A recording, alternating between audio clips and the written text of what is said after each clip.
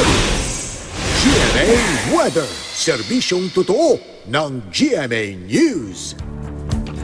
Mga kapuso, napakainit po kahapon. Ako, Mang Tani, taga raw na ba?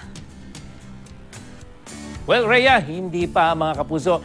Hindi pa po opisyal na nagdedeklara ang pag-asa ng dry season o yung tagaraw. At para matukoy kung narito na nga ang dry season, unang-unang tinitingnan, Rhea, mga kapuso, yung pong paghina o pagkawala ng hanging amihan.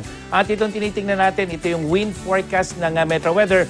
Meron pang konting amihan sa araw ng linggo pero sandali lang yan. Halos isang araw lang yan. At pagdating ng Lunes, Martes, yung hangin na naman galing sa silangan, ang magiging hangin natin sa buong Pilipinas. So, yan yung binabantayan natin na tuluyang humina na yung hanging amihan para sabihin nating simula na ng tag-init dito sa ating bansa. Pero mga kapuso, dahil pinag-uusapan na natin yung mainit na panahon, pinaghahanda po ang ating mga kapuso sa peligrong idudulot sa ating katawan ng mainit o yung maalinsangang panahon. Kaya dapat malaman natin kung ano ba yung init factor sa araw-araw.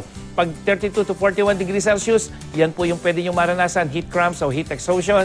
41 degrees Celsius to 54 degrees Celsius, posible po yung heat stroke. At kapag mahigit pa sa 54 degrees Celsius, yung init factor yan mga kapuso, heat stroke is imminent at yan po ay pwedeng kumitil ng buhay. At kahapon nga mga kapuso, umabot sa 38 degrees Celsius yung ating init factor o yung heat index sa Pag-asa Science Garden dyan po sa may Quezon City. At base yan sa nakuha nating datos ng Pag-asa at sa ginamit nating heat index calculator. At ngayong Huwebes, ang posibleng init factor dito sa Metro Manila, 43 degrees Celsius. At hindi lamang po isang oras yan na posibleng mula alas 11 ng umaga hanggang alas 2 ng hapon, 43 degrees Celsius.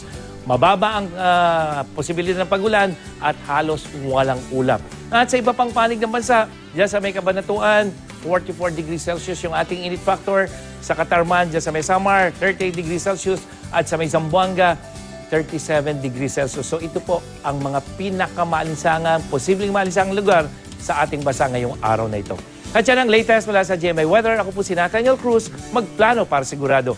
I am ready. Serbisyong totoo ng GMA News. Maraming salamat, Mang Tani.